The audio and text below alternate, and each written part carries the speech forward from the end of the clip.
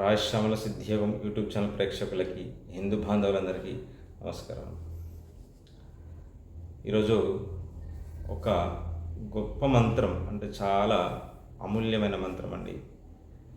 అమూల్యమైన మంత్రము అంటే ఇది చాలా విశేషమైన మంత్రం. ఇది ఏ రోజు చేయాలి, ఏ సమయాన చేయాలి, దాని విధి విధానము, దాని తాంత్రిక పద్ధతిలో ఎలా చేయాలి, మీ మనసులో ఎలాంటి కోరికలు తీరుతాయో, మీకు ఎలాంటి కష్టాల నుంచి బయటపడతారో, ఇది ఒక మంత్రము చేస్తే సంవత్సరం కాలం పాటు మీకు ఎలాంటి కష్టాలు లేకుండా ధనానికి, ధాన్యానికి, సంతానం సంబంధించిన ప్రాబ్లమ్స్ కానీ, శత్రు సంబంధించిన ప్రాబ్లమ్స్ కానీ, వ్యాపారానికి సంబంధించిన ప్రాబ్లమ్స్ కానీ, ఎలాంటి కూడా రుణ బాధల నుంచి విముక్తి కలుగుతుంది ఈ మంత్రం చేయడం వల్ల. ఆ సాక్షాత్తు ఆ పరమశివుడే ఇచ్చిన మంత్రం అండి ఇది చేయవలసిన రోజు విధి విధానం చెప్తాను. మహాశివరాత్రి రోజు చేయవలసిన మంత్రము. మహాశివరాత్రి రోజు లింగోద్భావ టైంలో చేస్తే విశేషమైన ఫలితం ఉంటుంది. అది మామూలు ఫలితం కాదండి. మీ జీవితంలో ఒక అద్భుతం జరిగే యోగ్యము. ఆ మహాశివరాత్రి రోజు ఆ పరమేశ్వరుడు ధ్యానించుకుంటూ ఈ మంత్రాన్ని చేస్తే చాలా గొప్ప విశేషము.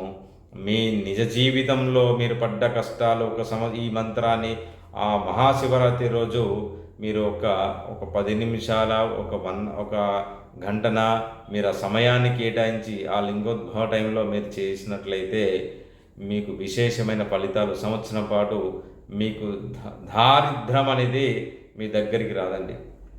ఇలాంటి కష్టాలు కూడా మీ దగ్గరికి రావు. మీ కుటుంబంలో సఖ్యత బాగుంటుంది, భార్యాభర్తల సఖ్యత బాగుంటుంది, మీ వ్యాపారానికి సంబంధించిన బాగుంటుంది, మీరు చేసే బిజినెస్లో మీరు చేసే ఏ దేంట్లోనైనా అన్ని విధాలుగా బాగుంటుంది. ఈ మంత్రాన్ని నేను సేకరించి ఇవ్వడం జరుగుతుంది.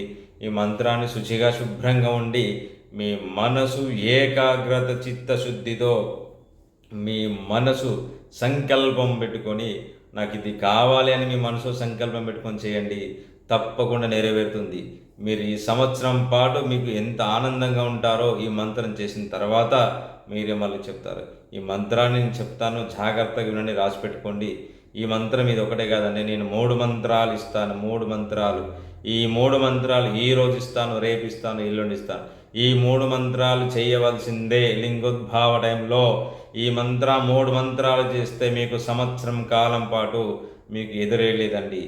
ఈ మంత్రాన్ని నేను సేకరించి ఇవ్వడం జరుగుతుంది. ఇది ప్రతి ఒక్కరు చేయవలసిందిగా నేను కోరుకుంటున్నాను. ఈ మంత్రం చేసి దీని విధి విధానంగా మీరు అందరు బాగుండాలని కోరుకునే మంత్రం ఇస్తున్నాను. చాలా శుచిగా శుభ్రంగా ఉండి మీ మనసు ఏకాగ్రతతో చిత్తశుద్ధితో ఉండి ఈ మంత్రాన్ని చేసి ఫలితాలు పొందండి. నేను చెప్తాను ఈ మంత్రాన్ని, జాగ్రత్త విని రాసుకోండి. క్షాం క్షాం క్షాం హ్రీం శివాయ నమః. క్షాం క్షాం క్షాం హ్రీం శివాయ నమః.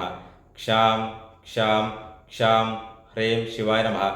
ఈ మంత్రాన్ని మీరు 108 కాదు, మీకు ఎంత సంకల్పం ఉందో అంత చేయండి. నేను చెప్పే విధానం 108 అయినా చేసుకోవచ్చు.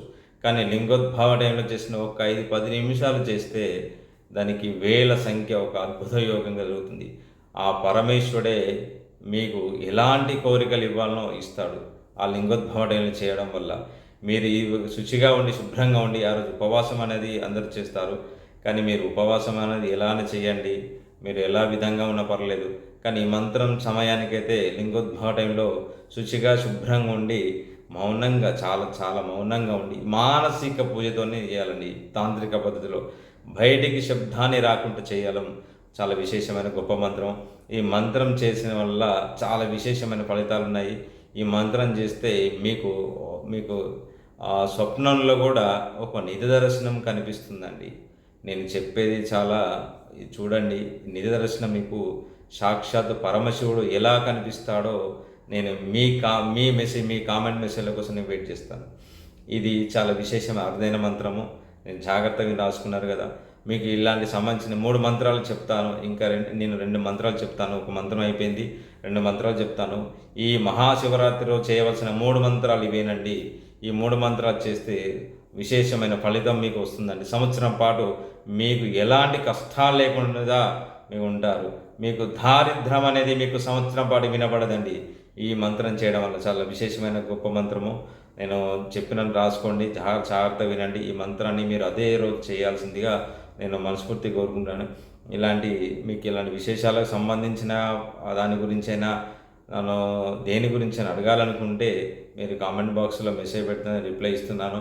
అలాగే పర్సనల్ నెంబర్కి మీరు వాట్సాప్ చేస్తున్నారు, కానీ అది వాట్సాప్ చేస్తే నేను ఎవరని అనుకోవాలో తెలియట్లేదు. కనీసం మీరు వాట్సాప్ చేసే ముందు కనీసం మీరు దేని గురించి చేస్తున్నారు అనేది కూడా క్లారిటీ ఇవ్వండి. మీకు ఇలాంటి సందేహాల గురించి అడగంటే ఆ నెంబర్కి కాల్ చేయండి. సర్వే జనా సుఖినో భవంతు.